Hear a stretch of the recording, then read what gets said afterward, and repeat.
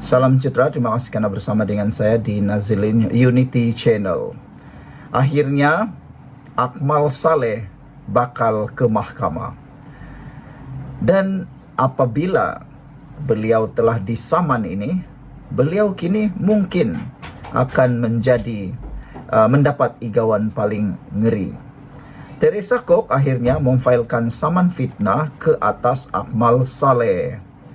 Naib Pengerusi DAP, Teresa Kok memfailkan saman fitnah ke atas Dr. Akmal Saleh, ekoran kenyataan Ketua Pemuda UMNO itu terhadapnya berhubung isu pensijilan halal. Peguam Kok Tuan SN Naya N. Patmes menyerahkan writ saman dan pernyataan tuntutan melalui Peguam Akmal, Tuan Fahri Azad & Co. Pada 11 September lalu, Malaysia kini melaporkan Kok telah menghantar surat tuntutan kepada Akmal bagi menuntut ganti rugi RM25 juta ringgit selain kos guaman dan kos lain yang berkaitan. Bagaimanapun, Akmal berkata dia tidak akan tunduk pada tekanan dan akan berdepan dengan Kok yang juga ahli parlimen seputih di mahkamah. Dalam samannya, Kok berkata kenyataan Akmal adalah tidak benar dan palsu, serta berniat jahat dan bernada perkauman.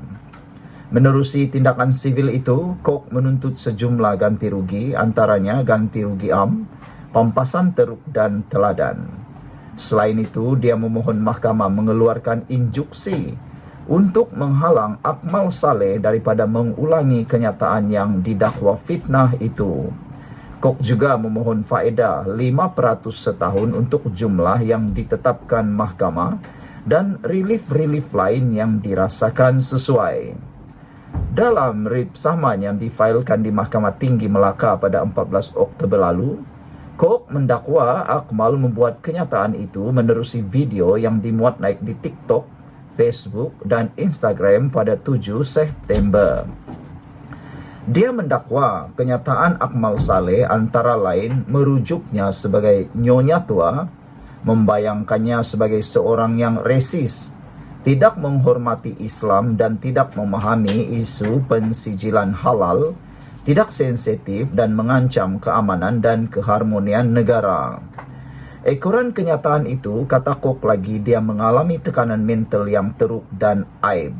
Saudara-saudara sekalian, ramai netizen yang sebenarnya menunggu-nunggu keputusan berkait dengan tindakan sivil saman fitnah daripada Teresa Kok ini. Ada yang setuju, ada juga yang tidak setuju. Ada yang menyokong Teresa Kok, ada juga yang menyokong Akmal Saleh. Anda sokong mana satu?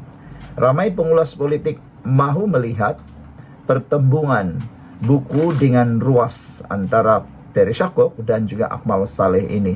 Mereka nak melihat sejauh mana Akmal Saleh boleh mempertahankan diri beliau ataupun akhirnya memohon maaf pula.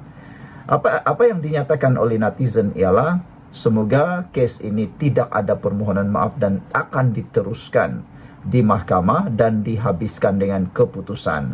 Kalau betullah Akmal Saleh kalah, beliau mungkin akan terpaksa membelanjakan 25 juta ringgit untuk membayar saman tersebut.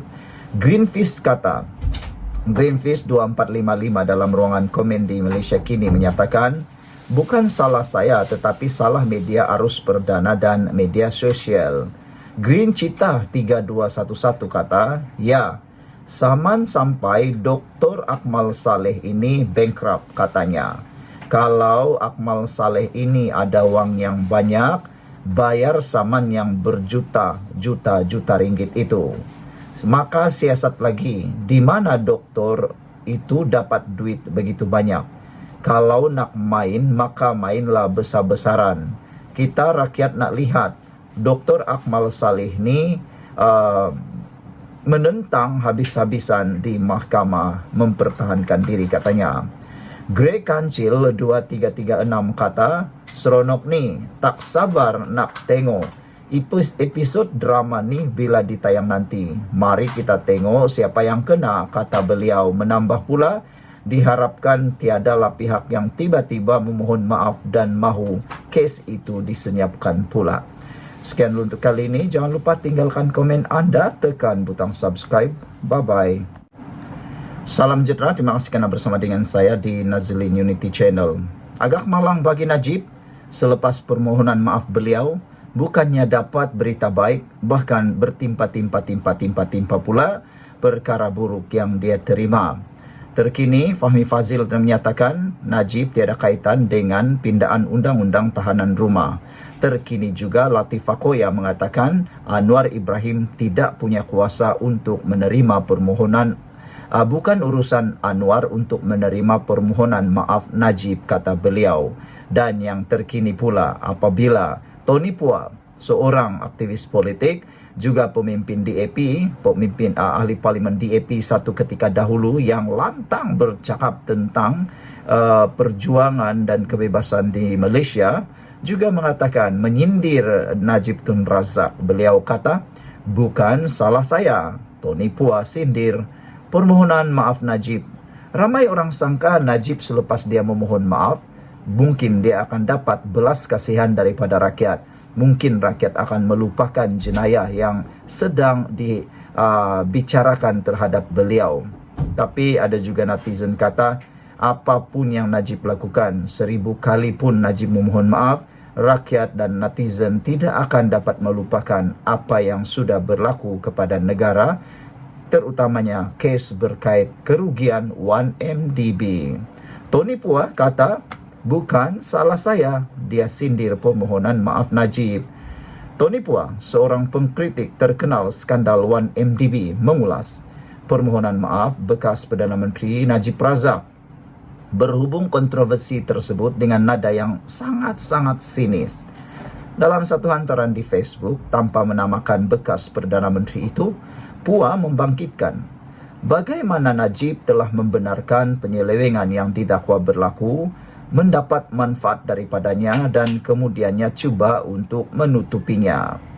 Ini termasuk memecat Timbalan Perdana Menteri ketika itu Muhyiddin Yassin, Peguam Negara Abdul Ghani Patail dan pegawai penguatkuasa undang-undang tertinggi bagi memudahkan usaha menutup skandal tersebut, termasuk dakwaan membeli barangan mewah untuk isterinya Rosmah Mansur dengan wang hasil daripada dana yang diseleweng. Bekas ahli parlimen Damansara itu yang mengejek kenyataan permohonan maaf Najib mengakhiri kenyataannya dengan berkata, saya yang merujuk kepada Najib tidak bertanggungjawab untuk mengambil tindakan dan menganiaya pemberi maklumat 1MDB untuk menutup skandal 1MDB. Saya sudah menanggung akibat secara politik. Tidak adil untuk saya bertanggung jawab secara undang-undang atas perkara di atas. Saya hanya perlu katakan, saya minta maaf kerana menjadi Perdana Malaysia yang paling bodoh dan paling lembab, kerana mempercayai pihak yang salah yang menipu rakyat Malaysia berbilion ringgit.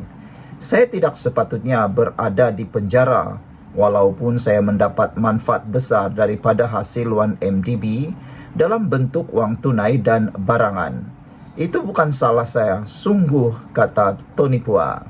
Semalam, Najib mengeluarkan permohonan maaf atas skandal 1MDB, tetapi menegaskan bahawa dia tetap tidak bersalah dan tidak patut dihukum oleh mahkamah atas peranannya dalam skandal tersebut. Sebaliknya, Najib mendakwa dia telah pun ditipu oleh ahli perniagaan Lotiak Jojolo dan eksekutif Petro Saudi Patrick Mahoney dan Tarek Obaid. Najib berkata walaupun dia telah mengarahkan pelbagai siasatan dijalankan, namun dia cenderung untuk mempercayai penjelasan oleh lembaga pengarah dan pihak pengurusan 1MDB. Katanya apabila dia mula curiga tentang apa yang berlaku dalam 1MDB, kebimbangan utamanya adalah kepada kedudukan keuangan dan risiko yang ditimbulkan terhadap hubungan politik dua hala. Najib mengakhiri kenyataannya dengan mengatakan bahawa dia telah menghadapi hukuman atas tanggungjawab yang telah dia pikul walaupun jelas dia bukan dalam kepada skandal 1MDB. Pernyataan Najib itu dibacakan oleh anaknya Nizar di Kompleks Mahkamah Kuala Lumpur semalam sebelum teks bertulis tersebut diedarkan kepada media. Nizar kemudiannya meninggalkan bangunan tanpa menjawab soalan daripada pemberita. Saudara, itulah dia berita malang, reaksi negatif dan agak mengejutkan untuk permohonan maaf Najib. Bukannya dapat belas kasihan, malahan pula diejek dan dikutuk oleh Tony Phua. Disindir secara sinis oleh Tony Phua. Yang paling menarik sekali ialah isi penulisan Tony Phua itu. Sekian dulu untuk kali ini. Jangan lupa tinggalkan komen Anda. Salam sejahtera. Terima kasih karena bersama dengan saya di Nazilin Unity Channel.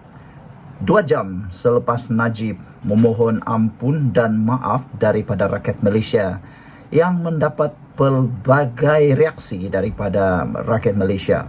Ada netizen yang gembira dengan permohonan maaf Najib itu.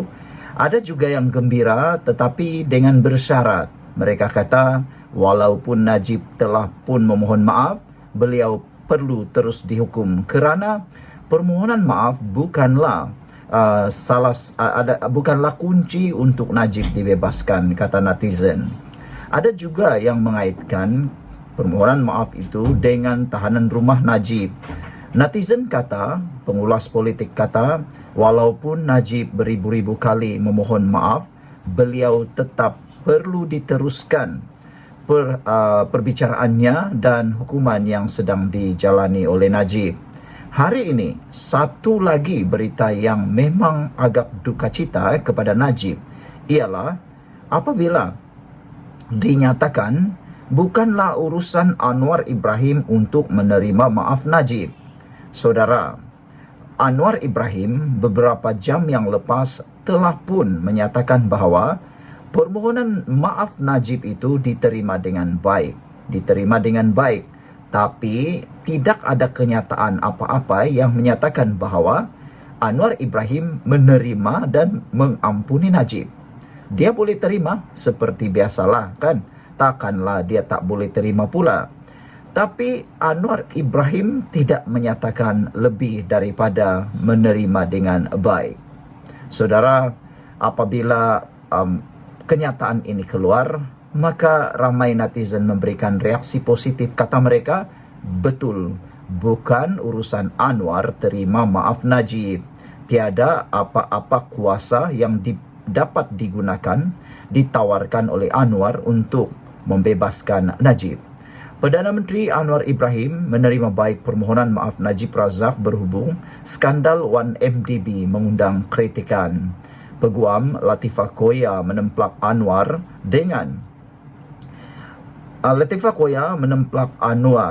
dengan mengatakan pengerusi Pakatan Harapan PH itu tidak mempunyai kuasa menerima permohonan maaf sedemikian.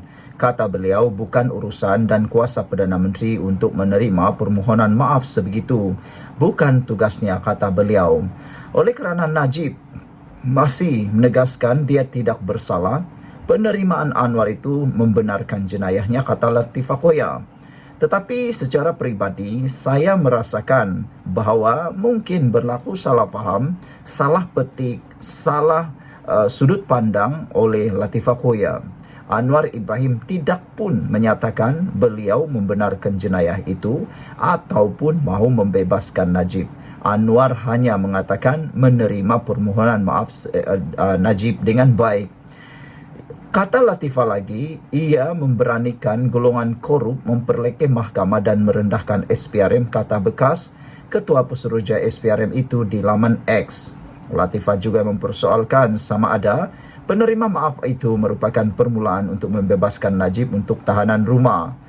Namun demikian, beberapa minit yang lepas, Fadli Fazil telah pun menyatakan kenyataan rasmi daripada pihak kerajaan bahawa Undang-undang tahanan rumah, pindahan tahanan rumah tiada kaitan langsung dengan Najib.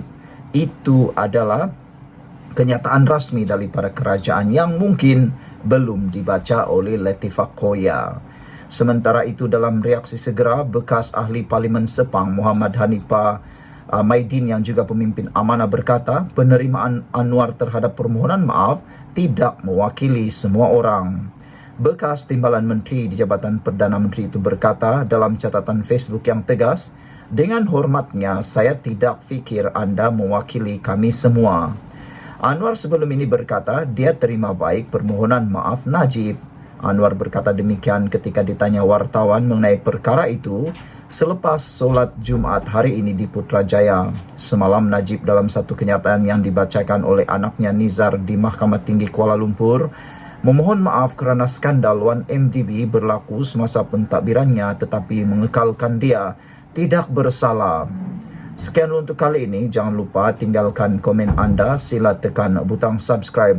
Apa pula pendapat anda tentang isu kali ini? Yang paling ditunggu oleh rakyat ialah apa komen daripada Akmal Saleh. Dia kan pahlawan bergagah berani, kata netizen.